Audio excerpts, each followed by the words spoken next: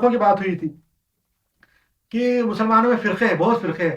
یہ حضور صلی اللہ علیہ وسلم کی حدیث ہے کہ میری امت جو ہے 73 فرقوں میں بڑھ جائیں گے. حضور صلی اللہ علیہ وسلم نے فرمایا ہے. یہ ابھی ترمذی میں ہے. ترمذی میں ہے 2564 نمبر کی آیت، اور ترمذی کی دوسری آیت ہے 2641. یہ ہے حدیث ہے، حدیث ترمذی کی حدیث ہے 2564، اور ترمذی کی دوسری حدیث ہے 2641. اس میں حضور صلی اللہ علیہ وسلم نے فرمایا کہ پہلی جو امتیں تھی اسلام سے پہلے کی، یہودی اور عیسائی، ان میں جو ہے فرقے ہوئے. جس طرح یہودیوں کے 71 فرقے ہوئے، اس میں سے ایک فرقہ جنتی اور 70 دوزخ. اس کے علاوہ اس کے بعد عیسائیوں میں 72 فرقے ہوئے، اس میں سے ایک فرقہ جنتی اور 71 فرقے دوزخی. اسی طرح حضور صلی اللہ علیہ وسلم نے فرمایا کہ میری امت میں 73 فرقے ہوں گے، اس میں سے ایک فرقہ جنتی ہوگا اور 72 فرقے دوزخی ہوں گے. تو اس میں سے لوگ حضور صلی اللہ علیہ وسلم سے لوگوں نے پوچھا کہ پھر اس میں سے وہ جنتی فرقہ کون سا ہے؟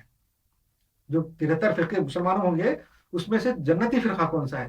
تو حضور صلی اللہ علیہ وسلم نے فرمایا کہ وہ فرقہ وہ ہے جس پہ میں اور میرے اصحاب، میرے صحابی قائم ہیں. یعنی حضور صلی اللہ علیہ وسلم نے فرمایا کہ جس پہ میں اور میرے صحابی قائم ہیں وہ فرقہ جو ہے تو فرقہ ناجیہ ہے، یعنی جنت میں جانے والا فرقہ ہے. تو اصل میں یہ جو 73 والی بات ہے تو 73 نہیں ہے، ایک مثال ہے کہ اتنے زیادہ ہو جائیں گے. جیسے آپ بولتے ہیں نا یہ 56 ایسا کر دیا ہم نے، 65 مار دیے، ایسا نہیں ہے. یہ اس کا مطلب ہے بہت فرقے ہوں گے، اور اس میں سے صرف ایک فرقہ جو ہے نا صحیح راستے پہ ہوں گا اور باقی کے سارے دوزخی ہوں گے. تو اس میں سے جو ہے جو ہم کو ڈرنا چاہیے اور ہم کو وہ اس فرقے پہ آنا چاہیے جو حضور نے فرمایا. فرقہ کون سا ہے؟ جس پہ حضور صلی اللہ علیہ وسلم قائم ہیں اور ان کے صحابی شامل ہے. اس زمانے میں جو قریبی صحابی تھے حضور کے، وہ اور حضور صلی اللہ علیہ وسلم، وہ حضور صلی اللہ علیہ وسلم کس بات پہ قائم تھے اور ان کے صحابی کس بات پہ قائم تھے؟